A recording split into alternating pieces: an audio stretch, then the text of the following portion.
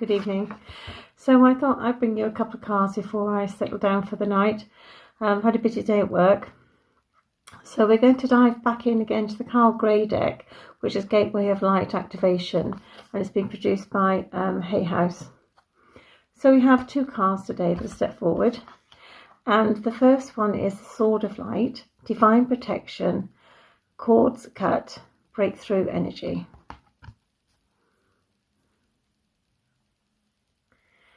And this is just a reminder, a affirmation that you are that sort of light. You can slice through anything that is not actually serving your highest good. And a lot of us will have divine cords, and they can be cords of trauma, cords of love, cords of activation, cords from people who have got a low vibration.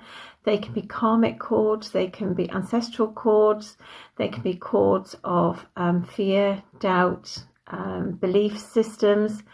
And this card has just come forward to say, actually, it's time to get rid of them all. It's absolutely time to cut through everything, because you are divinely protected, because you are the divine incarnate.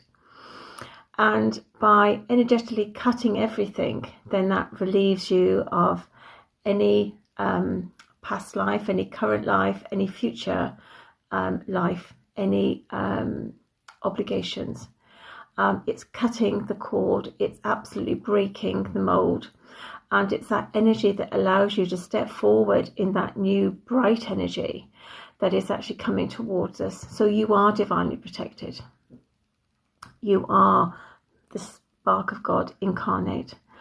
And this actually gives you the tools to actually know that you can cut all karma out, you can cut all indecision out, you can cut anything out of you that is no longer serving you. And you just do it by slicing through those cords. Energetically, you look at them, you feel them, you sense them, and then you just slice through them with the Sword of Light. You ask then for divine protection, which you've already got anyway, but you just bring in that divine protection back into yourself. You call back any parts of you that you've left anywhere else. So you may have been down the shop, you may be down the pub, you may have been on a trip, you may have had a disagreement with somebody, but anything that is out of flux, that is you've given away, it's been taken, it's been stolen, it's been hijacked, then you call that light back to you, but you call it through source and through yourself.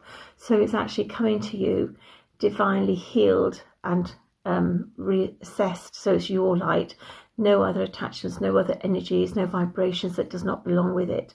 And it comes back so you are whole.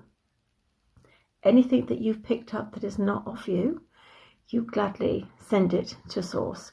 You send it to the light. You do not send it back to the person who sent it to you, because theoretically you are sending it to yourself. So you theoretically send it to source, to that divine consciousness, our higher self, and that way it can be cleansed, transmuted, and then used for good, and then it can go back to the recipient. So the Sword of Light has many multiple facets and lots of different uses, but the brilliance of this is actually it resets everything, and it can cut through all the crap, to be honest, and it leaves you refreshed and energized. And by doing that, you actually can feel that divine protection and know you can call upon the Sword of Light at any single time that you're feeling that you need that extra protection, that you need to cut through the weeds, that something is not quite sitting right, then you can call on that and use it. And the second card is Shambhala Initiations, Retreating to Recharge, Trusting the Process, and Dharma.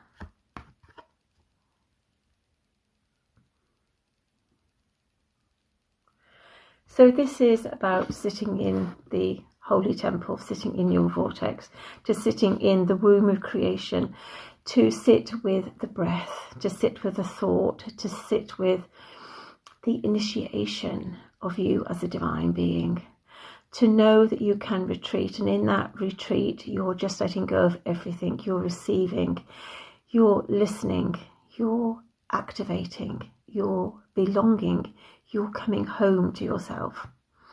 And within that energy, You need to trust the process. Now, it may not be a simple road from A to B to C to D. You might go from A to Z to C to A to X. But it doesn't matter. You're getting there. You just trust the process. Trust yourself. Trust your guidance. Trust your higher consciousness. Trust that which flows through you and from you. That you are on the road, that you are on the right road. And whatever you are, whatever you're doing, is for your highest good. Now, you may not recognize it at this particular now moment, but in the now moments for the future, you will suddenly realize, that's why that happened. That's why I've got that clarity. That's why this is now a lot easier, because I've gone through that previously. But it's holding the vision that you are going and you are actually achieving what you're here for. Because Shambhala is this beautiful energy of where everything is beautiful and bountiful, and the streets are paved with gold, and it's a golden temple. It's euphoria. It's the Garden of Eden on earth. But we are the Garden of Eden. We have to nurture and look after ourselves. But this is an energetic signature that we actually can proclaim and we can attract to us. So is understanding that we have that power, we have that gift. And this is just affirming that Shambhala, your Shambhala, my Shambhala, is within our own perception, is actually able to physically bring it to us. That energy that we can actually say, yes, this is what I want, this is what I claim, this is what I'm building for, this is a resonance I'm holding to actually attract that to my light. And as long as it's for you, for your highest good, in alignment with what you're doing here, it's in alignment with your divine purpose, it doesn't go against anybody else's free will, and it's not harming any innate or in any innate object or any celestial being, any living organic matter, then there's no reason you can't have it. You just need to hold the light, hold the vision, hold the resonance, and it will come to you in divine timing, because everything comes in divine timing. And unfortunately, it's not our timing, because our timing would have been like yesterday or the day before or last year. But divine timing is when it is right for you, when you are at a soul level, a conscious level, that you can absolutely hold that resonance without a shadow of a doubt and know that it is yours, it is here, it's in the physical presence. Energetically, it's always been there, just you need to call it and ground it into yourself. So a bit like we spoke yesterday about the Earth Star Chakra, you need to ground that energy into your body. You need to accept it. You need to feel worthy. You need to understand that that happiness, that joy, that prosperity, that abundance is yours. And that you can ground it into your energy. And by doing that, you will experience and activate your own Shambhala.